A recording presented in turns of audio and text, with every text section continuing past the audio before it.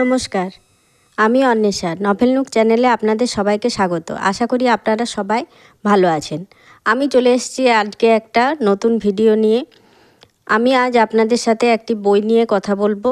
চলুন বেশি দেরি না করে ভিডিওটা শুরু করা যাক। আমি আজ যে বইটি নিয়ে কথা বলবো সেটি হলো দেবজ্যোতি ভট্টাচার্যের লেখা ঈশ্বরপুরের প্রেম কথা। এই বইটা সম্পর্কে অনেকের কাছে অনেক কিছু শুনেছিলাম, তাই বইটি হাতে তুলে নিয়েছিলাম পড়বার জন্য। তো প্রথমে গল্পের বিষয়বস্তুতে আসা যাক। দেবু নামে একটি ছেলে, সে থাকে তার দাদা বৌদি, তার ভাইপো ও মায়ের সাথে কলকাতায়। সে এখন বেকার, সে অঙ্কে মাস্টার্স করে বসে আছে। হঠাৎ একদিন ঈশ্বরপুর গ্রাম থেকে একটি ইন্টারভিউর লেটার আসে। দেবু রওনা দেয় ঈশ্বরপুর গ্রামের দিকে। পথে তার দেখা হয় সাধু নামের এক ব্যক্তির সাথে। দেবু যখন ঈশ্বরপুরে পৌঁছায় তখন অন্ধকার হয়ে গেছে, থাকার কোনো জায়গা নেই। তখন এই সাধুদা তাকে তার বাড়িতে থাকতে দেয়। পরের দিন ইন্টারভিউ হয়। ইন্টারভিউতে দেখা যায় দেবু চাকরিটা পেয়ে যায়।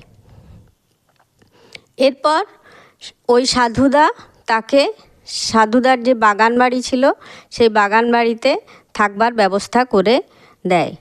কিছুদিন পরে দেবু তার মাকে ওই ঈশ্বরপুরে নিয়ে আসে। এদিকে ছোট থেকে বিবি বলে একটি মেয়ের সাথে তাদের দেবুর পরিচয় ছিল। বিবি একদিন দেবুকে জানায় যে বিবি তাকে ভালোবাসে। তারপর ঈশ্বরপুর থেকে চিঠির মাধ্যমে বিবির সাথে দেবু যোগাযোগ রাখে।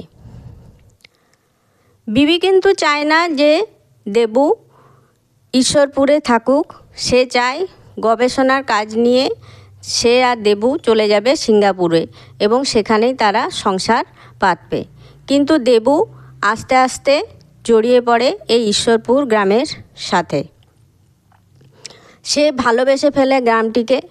গ্রামের মানুষরাও দেবুকে গ্রামের ছেলের মতনই ভালোবাসে। এরপর একদিন বিবি আসে ঈশ্বরপুর গ্রামে পুজোর সময়।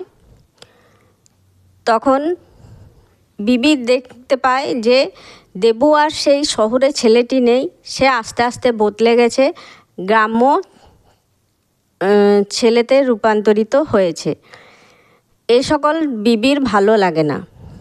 বিবি উচ্চশিক্ষিতা, সেই ঈশ্বরপুর গ্রামে এসে পুজোর সময় যে যে ঘটনাগুলি ঘটে সেই উচ্চশিক্ষিতা বিবির এইসব ঘটনা ভালো লাগে না। দেবু আর বিবির মধ্যে একটা দূরত্ব তৈরি হয়। এরপর দশমীর দিন দেবু বিবিকে জানায় যে সে এই গ্রাম ছেড়ে যেতে পারবে না সিঙ্গাপুরে, সে এই ঈশ্বরপুর গ্রামেই থাকতে চায়। বিবি এটা মেনে নিতে পারে না এবং তাদের বিচ্ছেদ হয়ে যায়। এরপর কি ঘটে সেটা জানতে গেলে আপনাদের পড়ে দেখতে হবে এই ঈশ্বরপুর প্রেম কথা উপন্যাসটি।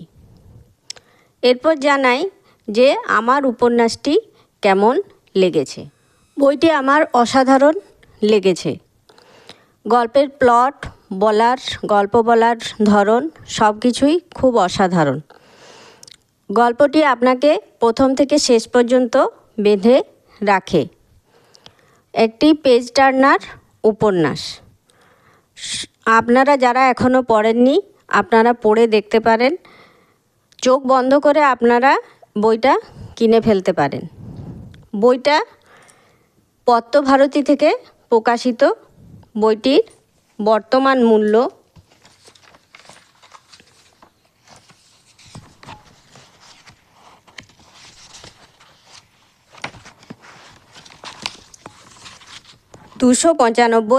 টাকা। বইটির ফন্ট সাইজ খুবই ভালো, এইরকম দেখতে পাচ্ছেন। বইটি পড়তে এতটুকুনও বোর লাগে না, প্রথম থেকে শেষ পর্যন্তকে পাঠককে বেঁধে রাখে গল্পটা। তো আপনারা এটা অবশ্যই পড়ে দেখুন। আমি এটা আপনাদেরকে রেকমেন্ড করছি, মাস্ট একটা রিড। অবশ্যই পড়ে দেখুন, আপনাদের অবশ্যই ভালো লাগবে। আমার তো খুব ভালো লেগেছে। যদি আমার আজকের ভিডিওটি আপনাদের ভালো লেগে থাকে তাহলে ভিডিওটি লাইক ও শেয়ার করে দেবেন। যদি আপনি আমার চ্যানেলে নতুন হন তাহলে আমার চ্যানেলটি সাবস্ক্রাইব করে পাশে থাকবেন। সবাই ভালো থাকবেন। নমস্কার।